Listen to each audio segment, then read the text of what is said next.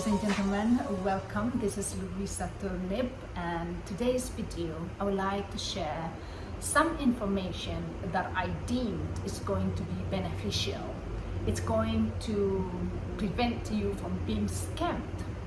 It's going to prevent you from being sued, and to ensure that what you buy, you are getting.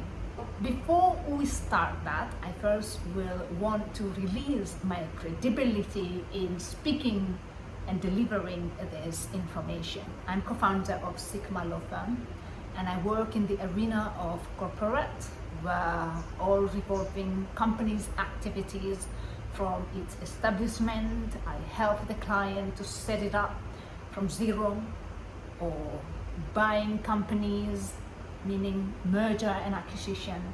We also help to do joint venture. I help through doing the legal due diligence. I also do the reviewing and drafting contract and compliance and legal audit. Literally everything revolving companies' activities. On today's video, I will be specifically speaking about purchasing real estate in Indonesia, and I will talk what is the common mistake foreigners has done that caused them million and losing money and not getting what they want.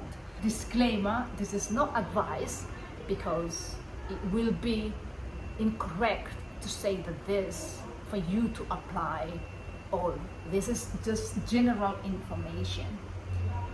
Cases by cases, they are all unique and need special care. So please be sure to consult with your lawyer before you apply everything that I convey in this video. Before you hand your money over, before you close that deal and you sign the paper, you first want to consider to do legal due diligence. What is legal due diligence? Legal due diligence is a legal activity. It's performed by legal experts, be that lawyers or legal consultant, literally someone who are educated in law, someone who understand law. So they are the one who are qualified best to do this job. So number one, they or you will need to go through the document. Ask from that seller, where is this certificate? Is he legitimate owner? It states there. And the next question is he the only one? Ladies and gentlemen, know that in Indonesia it's very common that one piece of land claimed by more than two individuals that says that's my land, and they all hold the certificate. How come? Well, other than the corruption level in Indonesia is so strong that not only civil people, the bad people, but also many government officials involved in the mafia practices, just for the sake of money, especially in the high demand for land, you will find it. So be extra cautious about that. Not only asking, oh, is he the owner? Make sure he is the only one. So how to do it? Your lawyer, or the one you authorize to do your legal due diligence, or even maybe you yourself can do it, go to BPN. BPN is an authorized institution for land department to check, is this person indeed the legitimate owner for this land. And not only checking, going to the office, you also want to check to do inspection to the field, to the land itself, to do the measurement and check if it's all accurate. And now that you have solved number two, know what is the purpose of this purchase. Is it intended for second home? Is it intended for commercializing, to make money, something that you want to make profit from? What is it? So in the event it's only for you to reside, to live in when you come to Indonesia, just like its name suggests, second home. Then for this, it's very, very easy. If you have the phone, you don't have to establish company, PMR, you don't have to. As long as you have the phone, even when you are on holiday, you can also buy that. However, note that provinces to provinces, they apply different regulations. For example, Bali, Yogyakarta, Jakarta, they requires minimum value of that land has to be 5 billion. Some areas like South Sumatra or Jambi, Bengkulu, these areas less, like 1.5 billion, and you can already buy land. Okay, I think this is not so much structured, but I just try to deliver as much as information, and I hope everybody can get whatever message they want to get. I know Indonesians might not really need to hear about this second home things, but for foreigners, yes, please. Once you have that, you know what the purpose of that land. You also want to know the zoning of the land. One of the most common issues that I've seen from the clients that come to us is the zoning, where they buy a piece of land. However, due to the absence of legal due diligence, it causes them loss, because they then find out that there is no access, there is no road to that land, that they have to buy road. And it's not easy always, because maybe there are 1, 2, 3 or even 5 people along the way that they need to buy, and not all of them ready to sell their land. So that you need to keep in mind. And in addition to that, also you need to know that land has water access. Is there water there? Is there electricity? Is there Wi-Fi? If that's something that you really, really need to keep that in mind. You want to know this zoning. One of the things that you need to keep in mind, the zoning of that land is very important. Yellow zone, pink or green. Know what is the intention, what is the purpose of this land, why do you buy it? And if you want to buy it for profit, to gain profit, you will want to rent it out. So be sure that this land is indeed in the yellow zone, not green, because if it's green, then you are prohibited to build building, and in other words, it would be useless, unless if you just want to plant rice paddy, that's another story. So those are very, very basic that you want. I'm just speaking about the land. Now let's talk about existing villa, existing house, what to do. You also want to know Roya.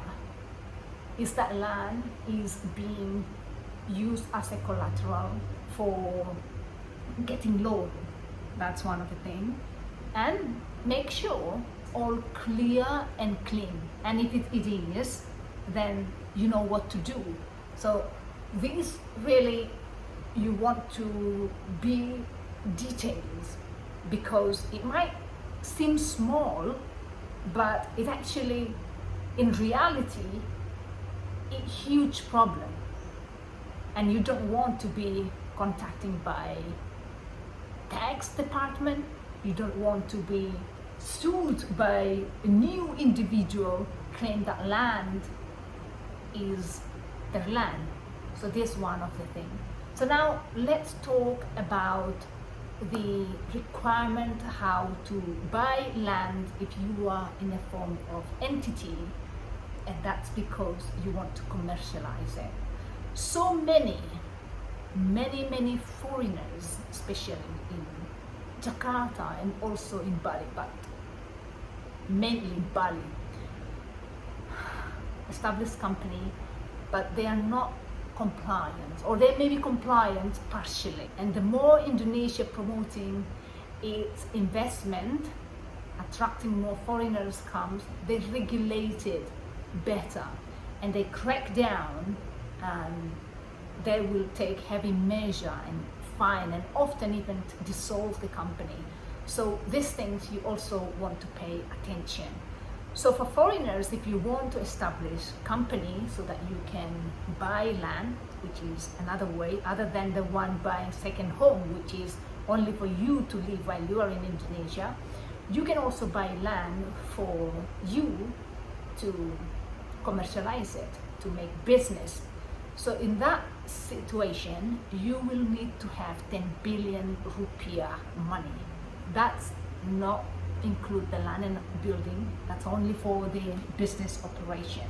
And don't cheat. There are many people doing that, but they are not actually investors. They just want to take advantage of the weak law and system in Indonesia.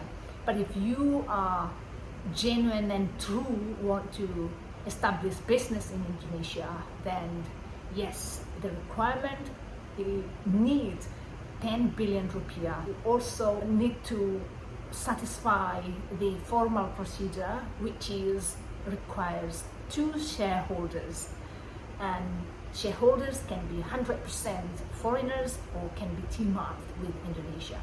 Whenever a company involving foreign element, then that company has to raise its capital.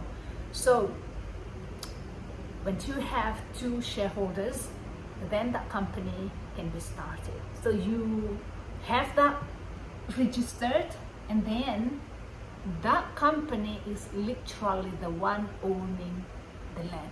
And once you have that, it will give you license to rent out your business.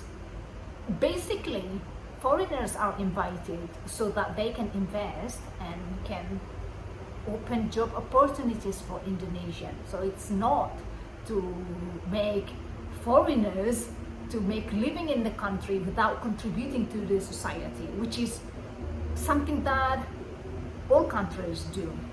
And I think I personally will tell what it is, even though there are many will end up not doing it or doing it with somebody else, but there is regulations that we need to follow.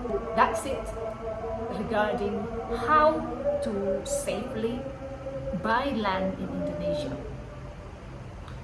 Now it is, what time is it? I think 3 o'clock, the mosque. Okay, that's another thing. If you want to buy land, be sure to know, are you okay having a mosque nearby?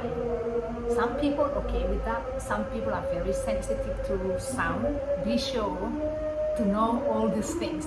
So you see, little by little, do inspections to the area, and then you close the deal. So one more information, please also be sure to do that transactions with the witness of public official, PPRT or notary. Without this, that transaction is illegitimate. There is no transfer of right, even though you might already pay it. Keep that in mind. Alright, ladies and gentlemen, that is for today's video. If you have any question, and if you have anything to add, if any of you lawyers that are watching this, feel free to add in the comment section. That's something I might forget. And I thank you for watching this video. And if you find this video helpful, please give me a like. That encourages me to make more videos and make me feel good. So thank you very much, and I'll see you on my next video.